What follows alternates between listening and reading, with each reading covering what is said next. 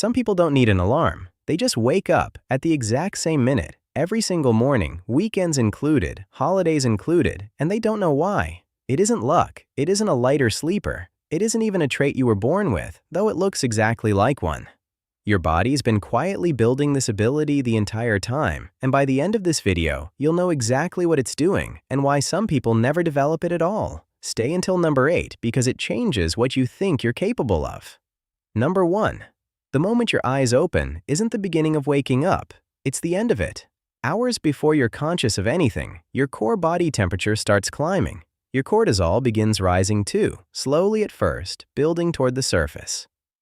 None of this depends on sunlight leaking through your curtains. It happens even in a pitch-black room. By the time you actually open your eyes, your body has already been preparing to wake you for 1 to 2 hours. You didn't wake up suddenly. You arrived at a moment that started while you were still completely asleep. Number 2, and this is the part almost nobody knows. Your last stretch of sleep isn't just more of the same sleep you were already having. Your brain deliberately steers you into lighter, more REM-heavy stages as you approach your usual wake time, the way a pilot lines up a landing instead of just cutting the engine. That's why waking up at your own natural minute so often feels clean, while an alarm that cuts through deep sleep at the wrong stage leaves you groggy for an hour. The precision was never only about the moment your eyes open, it's about which kind of sleep you get pulled out of. Number 3, and this is where it gets strange. Your internal clock doesn't read a number. It has no idea what 6:47 means. What it actually tracks is repetition. The same light, the same darkness, the same rough pattern, day after day. Every time you wake at a similar time, you're not obeying the clock. You're carving the groove it runs in. Do it enough days in a row, and the groove gets deep enough that the body follows it without being told. Number 4. Here's the part that sounds impossible until you understand it. In sleep labs, people told they'd be woken at 6 show rising cortisol before 6, even with 0 light, 0 sound, nothing external at all. People told a false, later time, don't show that rise until closer to the time they were told. Somewhere in your body, an expectation gets set, and the biology starts obeying the expectation, not the clock on the wall, which means the alarm isn't what wakes precise sleepers up.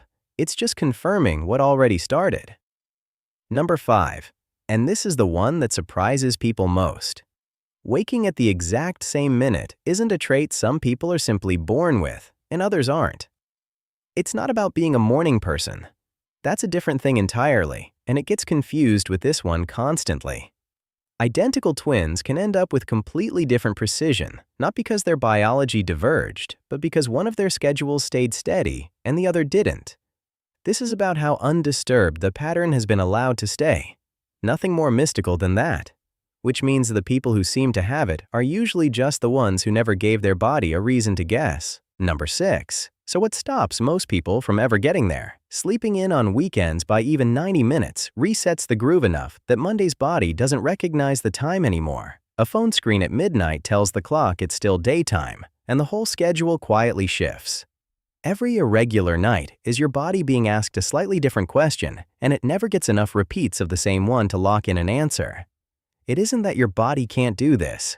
It's that it's never been asked the same question 2 days running. Number 7, here's why it feels almost eerie when it happens to you. You never feel the hours of preparation. You only feel the result the moment your eyes open on their own. So it looks instant.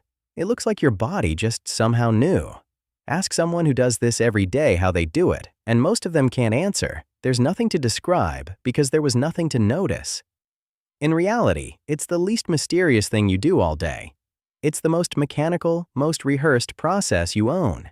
It only feels like magic because the part you'd have to notice to understand it happens while you're unconscious. Number 8, and this reframes everything before it. You've probably been sorting people into 2 types. Those with an internal alarm and those without one. There's only one type. Everyone runs the exact same process: the temperature rise, the lighter sleep near morning, the cortisol climb, the anticipation. The only difference is whether the pattern underneath it ever gets to stay still long enough to set. It was never a gift some people got and you didn't. It was consistency, and consistency is the one part of this you actually control.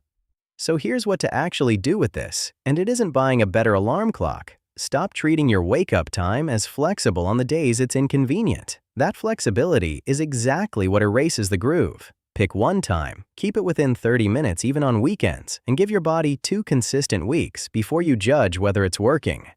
2 weeks will feel unremarkable while you're in it.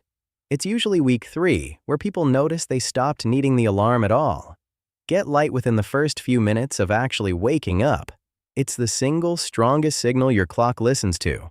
You are not missing some internal alarm that other people were born with. You're carrying one that's simply never been left alone long enough to trust the schedule. If this explained someone in your life who wakes up at 6:58 every single day without fail, send them this. And subscribe to Psychology Untangled, because next time we untangle why your mind stages entire arguments with people who have no idea it's happening, usually right when you're trying to fall asleep.